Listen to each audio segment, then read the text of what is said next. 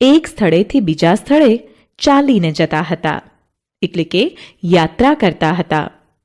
તેઓ પોતાનો સામાન તેમની પીઠ પર અથવા પશુઓની પીઠ પર લાદીને લઈ જતા હતા. જળમાર્ગોમાં અવરજવર કરવા માટે શરૂઆતમાં લોકો લાકડાના ટુકડામાં પોલાણ બનાવીને તરી શકે તેવી રચના વડે બનતી હોડીનો ઉપયોગ કરતા. ત્યારબાદ લાકડાના ટુકડાઓને પરસ્પર જોડીને પાણીમાં રહેનાર પ્રાણીઓના આકારની હોડી બનાવતા થયા. પૈડાની શોધ થયા બાદ પૈડાથી ચાલતા વાહનો બનાવ્યા, જેને ખેંચવા માટે પશુઓની મદદ લેવાતી હતી. 19મી સદીની શરૂઆત સુધી પરિવહન માટે પશુશક્તિનો જ ઉપયોગ થતો હતો. વરાળ યંત્રની શોધ બાદ તેનાથી ચાલતી ગાડીઓ અને માલગાડીના ડબ્બાઓ માટે રેલવેના પાટાઓનું નિર્માણ કરવામાં આવ્યું. ત્યારબાદ સ્વચાલિત વાહનો ઓટોમોબાઈલ આવતા જમીન પર પરિવહનમાં ઇલેક્ટ્રિક રેલગાડી, મોનોરેલ, એક જ પાટા પર ચાલતી ટ્રેન, ટ્રક જેવા સાધનોનો વિકાસ થયો. પાણી પર પરિવહન કરતા આગબોટ અને જહાજોનો વિકાસ થયો. હવામાં પરિવહન માટે 19મી સદીમાં વાયુયાનનો ઉપયોગ થતો. ત્યારબાદ વિમાન અને સુપરસોનિક વિમાનો બન્યા અને 20મી સદીમાં અંતરિક્ષયાન પણ નિર્માણ પામ્યા.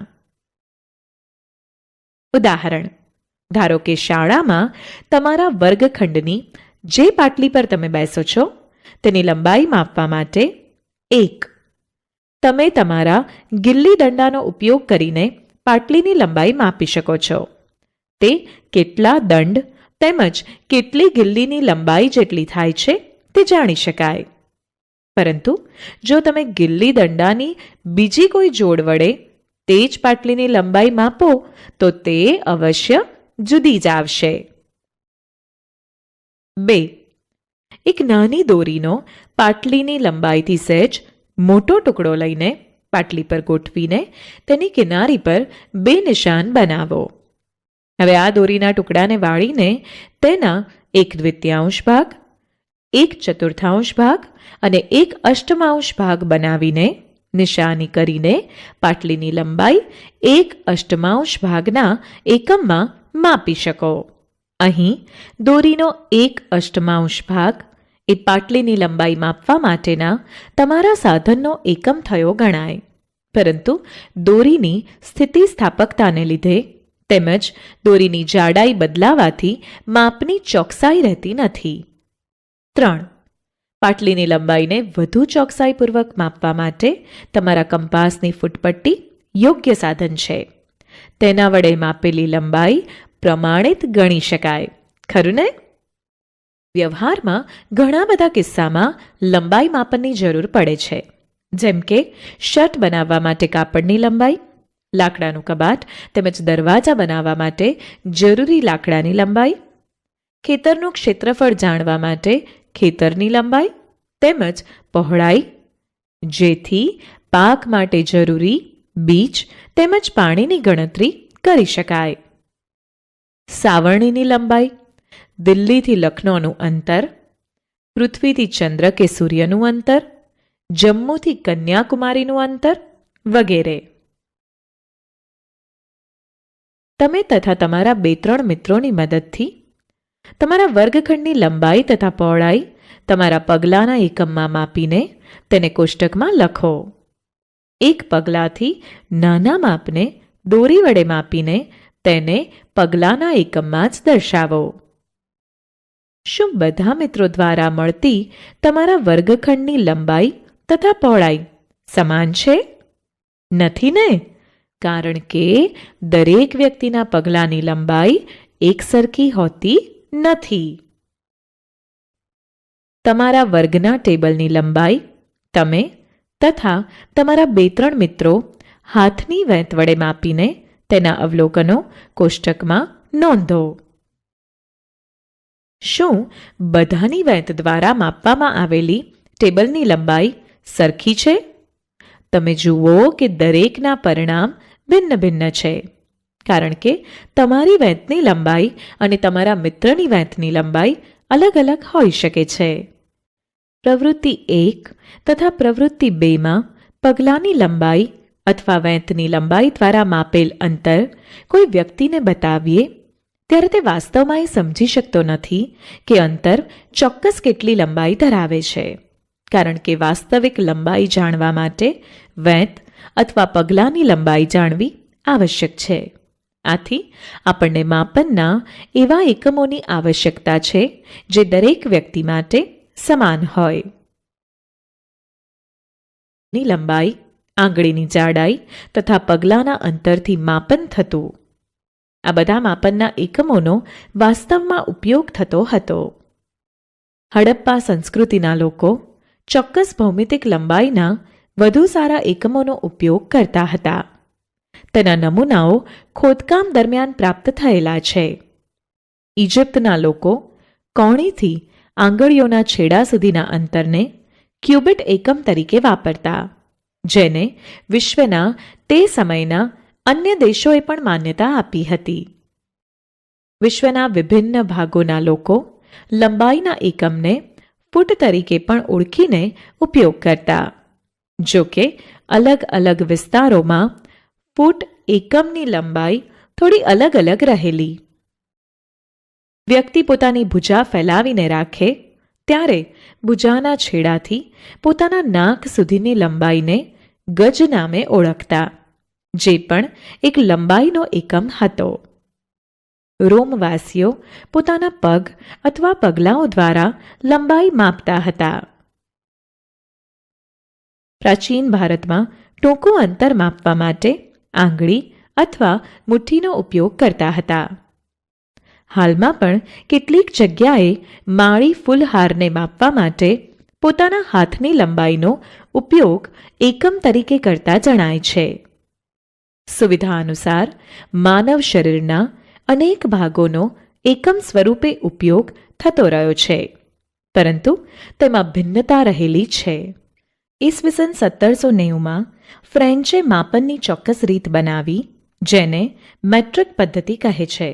હાલમાં માપન પ્રણાલીના ઉપયોગ માટે આંતરરાષ્ટ્રીય એકમ પ્રણાલી એટલે કે યુનિટ બનાવેલી છે, જે સમગ્ર વિશ્વના વૈજ્ઞાનિકો દ્વારા માન્યતા પ્રાપ્ત છે. લંબાઈનો એસઆઈ એકમ મીટર છે. મીટરનું 100 સરખા ભાગોમાં વિભાજન કરતા મળતો નાનો એકમ સેન્ટીમીટર છે. કંપાસ બોક્સની ફૂટપટ્ટી 15 સેન્ટીમીટરની હોય છે. 1 સેન્ટીમીટરના બરાબર 10 સરખા ભાગ કરતા મળતો એકમ મિલીમીટર છે. આમ 1 મીટર બરાબર 100 સેન્ટીમીટર. 1 સેન્ટીમીટર બરાબર 10 મિલીમીટર. લાંબા અંતરના માપન માટે કિલોમીટર એકમનો ઉપયોગ થાય છે. 1 કિલોમીટર બરાબર 1000 મીટર. પ્રકારના માપનના સાધનોનો ઉપયોગ થાય છે, જેમ કે 1. લંબાઈ માપવા માટે મીટર સ્કેલ વપરાય છે. 2. દરજી માપ લેવા કપડાની મેજર ટેપનો ઉપયોગ કરે છે. 3. કાપડના વેપારીઓ લોખંડની મીટર પટ્ટીનો ઉપયોગ કરે છે. 4. વૃક્ષની જાડાઈ માપવા માટે મેઝરિંગ ટેપ સુવિધાજનક છે. 5. પેન્સિલનું માપ લેવા માટે કંપાસ બોક્સની 15 સેન્ટીમીટર લંબાઈની ફૂટપટ્ટી યોગ્ય છે. 6. જમીન તથા મકાન બાંધકામવાળા માપન માટે ફ્લેક્સિબલ મેઝરિંગ ટેપ કપડાની મેઝરિંગ ટેપનો ઉપયોગ કરે છે. લંબાઈ માપતી વખતે આપણે નીચેની સાવધાની રાખવી અત્યંત જરૂરી છે. 1. આકૃતિમાં દર્શાવ્યા મુજબ ફૂટપટ્ટીને વસ્તુના સંપર્કમાં તેની લંબાઈ અનુસાર રાખો. 2. કેટલીક ફૂટપટ્ટીના છેડા તૂટેલા હોઈ શકે છે. તમે આવી ફૂટપટ્ટીનો શૂન્ય આંક જોઈ શકતા નથી. આકૃતિ એ આવી સ્થિતિમાં ફૂટપટ્ટીના શૂન્યાંકથી માપ લેવાનું ટાળો. તમે ફૂટપટ્ટીમાં બીજો કોઈ પૂર્ણાંક જેમ કે 1.0 સેન્ટીમીટર આકૃતિ 2 ઉપયોગમાં લઈ શકો છો. ત્યારે તમે બીજા છેડાના અવલોકનમાંથી પહેલાનું અવલોકન બાદ કરી યોગ્ય લંબાઈ પ્રાપ્ત કરી શકો છો. ઉદાહરણ તરીકે આકૃતિ બીમાં એક છેડાનું અવલોકન 1.0 સેન્ટીમીટર છે, જ્યારે બીજા છેડાનું અવલોકન 14.3 સેન્ટીમીટર છે. આથી વસ્તુની લંબાઈ 14.3 સેન્ટીમીટર ઓછા 1.0 સેન્ટીમીટર બરાબર 13.3 છે. 3. માપ લેતી વખતે આંખની સાચી સ્થિતિ પણ જરૂરી છે.